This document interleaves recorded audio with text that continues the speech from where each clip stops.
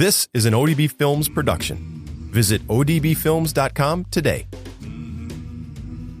In Latin, Renovo means to renew, restore, or revive. This show is all about growing in our understanding and practice of faith. Past episodes are available wherever you like to listen to podcasts. I am Doug Took, the Vice President of Ministry Advancement at ODB Films. Once again, I am excited to join you. Today, we're going to talk about the U.S. Saints. We've done a lot of shows on saints, which I love. I'm a huge fan of saints, like most people that are trying to pursue holiness, which I think is great. But I don't know if we've really talked about specifically saints from the United States. And the reason that I find that extremely valuable is that we look to saints as examples of holiness. We look to them as places where we can grow in our faith and discipleship. And I think there's a profound, powerful influence in those being local, being people that are around us. So even though we're gigantic, right? Despite we're the home of the world's fourth largest Catholic population, which is amazing. The U.S. actually hasn't produced a ton of saints, like an equal representative of saints. In 1963, when New York-born Elizabeth Ann Seton was beatified, Time magazine actually kind of lamented that Italy had 40,000 native-born saints recognized by the Roman Catholic Church, and the U.S. still had none. That was the article. So I like that. I look at that as kind of an American throwdown, like a challenge to grow in holiness. I think that's kind of cool. But after the canonization of Popes John Paul XXIII and John Paul II in 2014, a lot of Catholics actually recognized the contributions that these incredible men had made to the Catholic Church and really the world in general, and the importance really of what it means to be a saint. I think it just kind of ripped through church in an amazing way. We were like, whoa, we were raised with these guys and now they're super holy. And the same thing for like Mother Teresa and whatnot. But it's not often that we really stop to think about what saints truly mean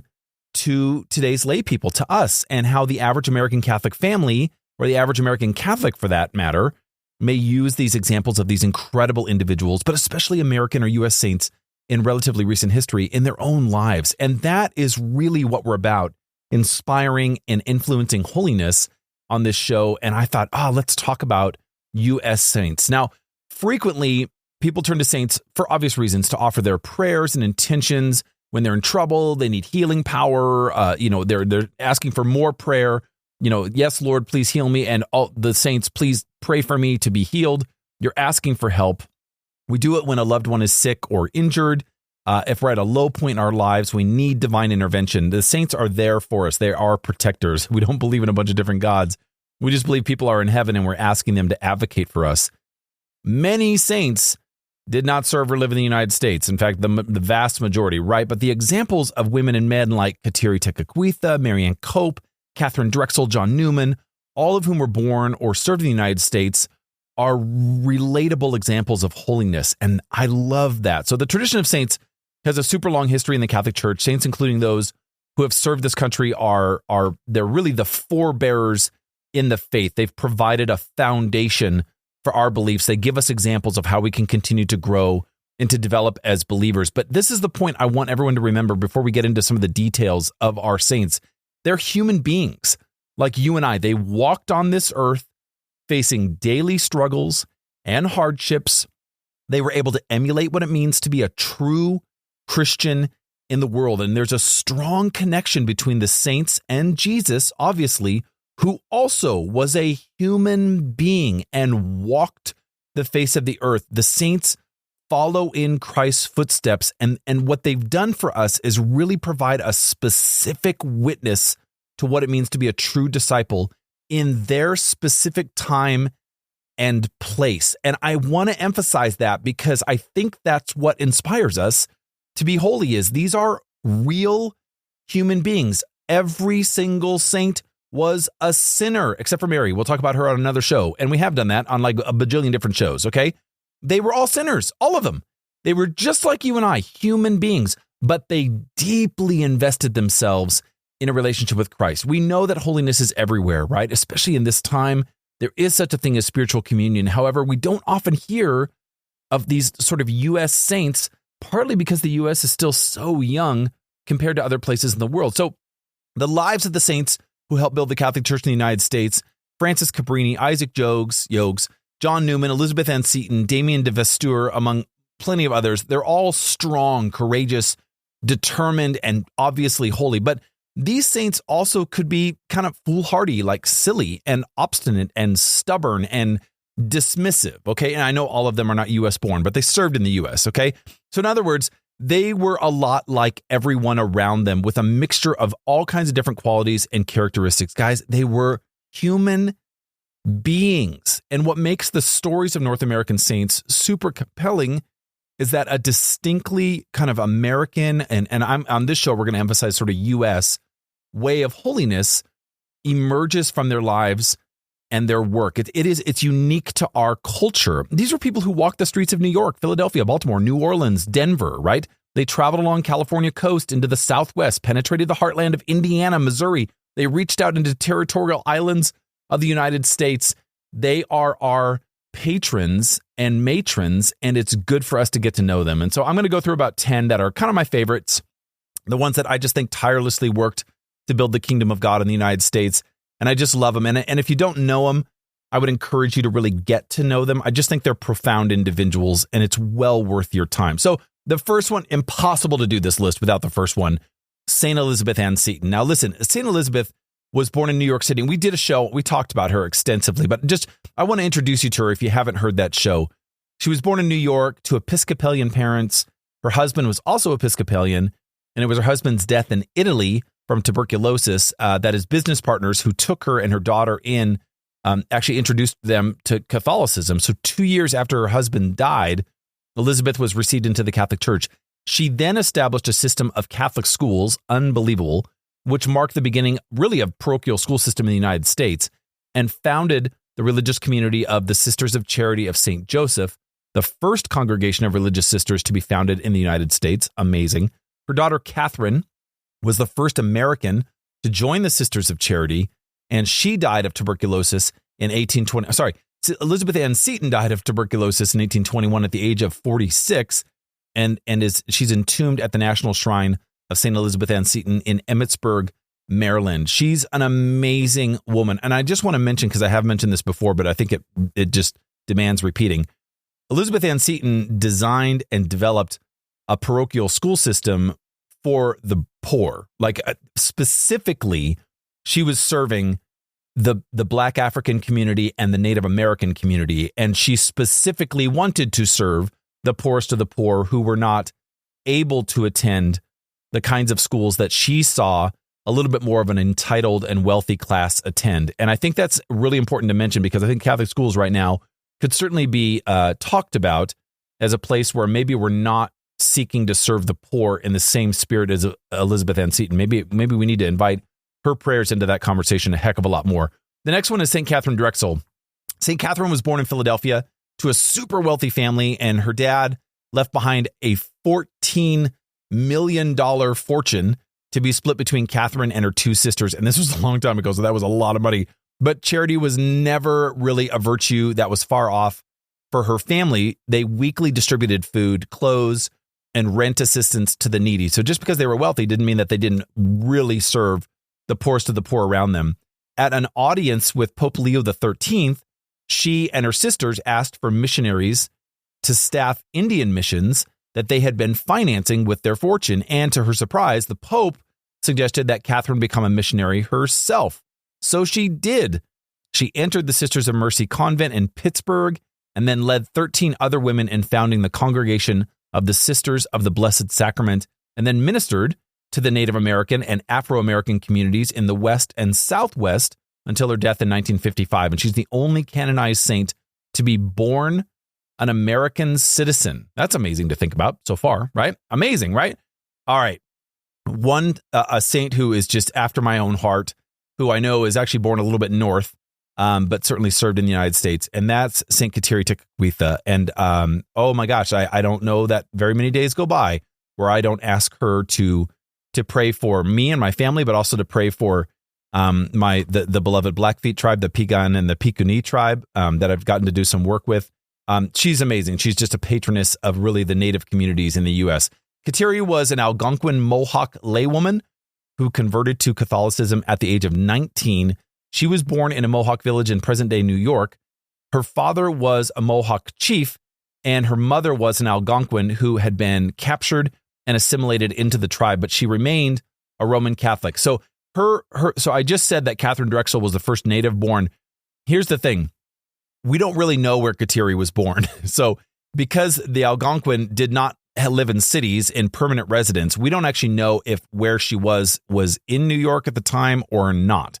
So because that's not really established, we know that that was one of the places where her particular tribe resided, but we don't know if that was where she was actually born. It's kind of legend. We're not really sure about that. So smallpox wiped out a lot of her tribe, including her mom, her dad, her little brother, and it left her face scarred and her vision impaired. She was then taken in by her father's sister, her aunt, and her husband, who was chief of another tribe. Now, after a lot of pressure to marry, Kateri actually ran away from the village. She was baptized and took a vow, a perpetual vow of chastity. She's considered the first virgin among the Mohawks. Within hours of her death, there were reports that her smallpox scars had completely disappeared. Now, St. Kateri is the first Native American to be canonized and the fourth to be venerated, which is awesome because of the powerful, powerful legacy of relationship between faith and Native communities. And I would love to do a show just on that, but I guarantee you that will be a fairly controversial one because there's a lot of abuses there, but there's also a lot of graces and unbelievable giftedness in the Native faith community. My next one is, I'm a little embarrassed to say, I should have said this at the beginning of the show. I'm kind of informally using the word saint. Some of these are canonized saints, but a lot of them are not because they're just profound, holy people. I really just discovered the incredible, venerable Solanus Casey. I didn't really know about him before he passed away, which was not that long ago. And of course, he was just recently acknowledged as being venerable and holy and saintly and all those wonderful things. So born Bernard Francis Casey, he grew up on a farm in Wisconsin. He left home at 17 to work odd jobs around Wisconsin and Minnesota, including being a lumberjack. I love it. A lumberjack. Instant cool points. What an awesome guy. So he struggled in seminary. He was advised to join an order so he could be ordained a simplex priest. And this meant that he could offer mass, but would not have the faculties of public preaching or hearing confessions. This is similar to the plight of St. John Vianney. They thought he was just kind of dumb. They're like, you're not going to be good at this, but he ends up being, of course, an amazing holy guy. So with that advice, he joined the Orders of Friars Minor, the Capuchins in Detroit, and given the name Solanus. And after he was ordained a priest, he served for 20 years before his death. He was the first United States-born man to be declared venerable. And I think obviously he's been made a saint since then. So he's Saint Solanus Casey. Sorry for being silly. But I think look into him. He is a profound advocate for the working lay person, right? I mean, unbelievable. Now, very soon to be a saint is, of course, the great Fulton Sheen. So he's still venerable. He's still super, super holy, amazing. But it's going to happen. It's going to happen soon. Fulton Sheen's pretty much, he's just the bomb. I mean, the guy is just, as far as American Catholics go, I love his fearlessness. Chances are you've heard of him, obviously, or if you've ever listened to even a little bit of Catholic radio, you've heard his voice. He's so profound. He was born in Illinois and was a diocesan priest and later archbishop. We did a show on him, but I just want to talk about him briefly. He wrote 73 books, had a very popular radio show during World War II, and then later a television program. It was really one of the first people to kind of break into the use of media in ministry. There were others. Father Patrick Peyton was certainly one of them. And of course, now everybody knows about Bishop Robert Barron, but Sheen was really the one who became prime time pretty quickly. In 1953, he forcefully denounced the Soviet regime and gave a really impassioned reading of the burial scene from Shakespeare's Julius Caesar, replacing the names of Caesar, Cassius, Mark Antony, and Brutus with the names of prominent Soviet leaders, including Stalin. Whoa, right? Profound. So Stalin suffered a stroke a few days later and died within the week. And since November 2010, there's been there was kind of a pause for his cause for canonization. There was kind of a deadlock between the Archdiocese of New York about returning his remains to the Diocese of Peoria. And then now there's new exciting developments on his canonization. But then, of course, it was just paused again because there were just certain elements that they wanted to make sure they covered their bases. And I know some people get really upset about that. But to be honest with you, I think cover all the details, right? When we get a chance to celebrate Fulton Sheen and his holiness and the graces and the giftedness that he brings to the world, let's make it as prominent as possible. If there are dilemmas, let's make sure we investigate him, right? The Holy Spirit doesn't operate on our time. Trust me, Fulton Sheen is advocating for us in heaven. Servant of God, Vincent R. Capodanno. I love this guy. Vincent was born in Staten Island, New York. After being ordained a priest, he joined the Navy Chaplain Corps and was sent to Vietnam in 1966. I've talked about, we did a show on chaplains, and I've told you before about my relationship with Monsignor Donald Shea, the Right Reverend Brigadier General Donald Shea, who was the chief chaplain of the Chaplain Corps during the Clinton administration. And it was Monsignor Shea that really brought my attention to Capodanno. He's just unbelievable. In Vietnam, during Operation Swift, Father Vincent went among the wounded and dying, administering last rites. And although he himself was injured in the face and the hand while trying to reach an injured corpsman only yards from an enemy machine gun, he was shot and he was killed. Father Vincent was awarded a Bronze Star, Purple Heart, and the Medal of Honor. And you should read more about him. He's he's unbelievable. You can go Google American Catholic priests and look up chaplains, and this guy is profound. So because Monsignor Shea had kind of a beautiful, knew him personally, but also had a beautiful devotion to him, I kind of started inviting him into my prayer life as well. On that same note, Emile Capuan, a servant of God, Father Emile, was born on a farm in Kansas in 1916 and was ordained a priest in 1940. In Wichita, Kansas, there's a beautiful kind of devotion to him. He became an Army chaplain, once again, another Army chaplain, in 1944, and he was sent to the Burma Theater the next year. He served again in the Korean War, where he was captured and remained a POW until his death. While in the POW camp, he mediated like a lot of disputes, like stopped a lot of fights. He gave his food away. He raised morale among the prisoners. He even led the prisoners in a small kind of act of defiance against their captors. He would steal coffee and tea for the prisoners. And among a lot of other honors, Father Emile was awarded the Medal of Honor posthumously. There's a lot of movement. There's a couple of people out there that are really trying to generate funds to create an Emile Capuan film, which I think is amazing. And I pray for that, because what a stellar leader. Again, two chaplains, because I just think chaplains are amazing. I think what they do in the face of war is unbelievable, and they inspire me wholeheartedly. I could not complete this list without talking about the incredible servant of God, Dorothy Day. I just think she's unbelievable. I just think what she did as an unbelievable woman who navigated unbelievably difficult motherhood challenges is unbelievable. Also, in my undergraduate work at Carroll College in Helena, Montana, the great Dr. John Hart was one of my professors, certainly a super influential man in my life, who volunteered at the Catholic Worker in New York with Dorothy Day when he was going to Union Theological Seminary. So getting firsthand stories from Dr. Hart, about Dorothy Day absolutely just stirred my heart to really just to create kind of a devotion to her and invite her into, pray for me, pray for my ability to serve the poor and to understand justice in a beautiful way. That was a big part of my young adulthood and prayer. Anyway, she was born in Brooklyn. She's super well known for her conversion and for her social activism. If you've never heard of her, please broaden your mind. She initially led a very worldly lifestyle. She was actually pretty elite, jumping from different lovers, being very active, and having an abortion, which is very well known and very well documented. After she found herself to be pregnant and decided to keep the child, her daughter Tamar, her last lover left her shortly after Tamar's birth, and she then converted to the Catholic Church. And Dorothy supported herself and her daughter as a journalist, and then she later started the Catholic Worker Movement, which is amazing. Her cause for canonization was actually opened in the year 2000, and a lot more can be read about Dorothy Day on the Catholic Worker Movement site. But she's just unbelievable. She's just an unbelievable woman. In fact, I would argue in the United States, one of the most profound influences of faith in the 20th century. She's incredible. Check her out. So, servant of God, Rose Hawthorne Lathrop, Mother Mary Alfonsa. She was brought to my attention not too long ago, and I've just had a great relationship getting to know her. Mother Mary Alfonsa was born Rose Hawthorne, daughter of the great writer Nathaniel Hawthorne. How about that? In Massachusetts. In 1851, she married author George Parsons Lathrop.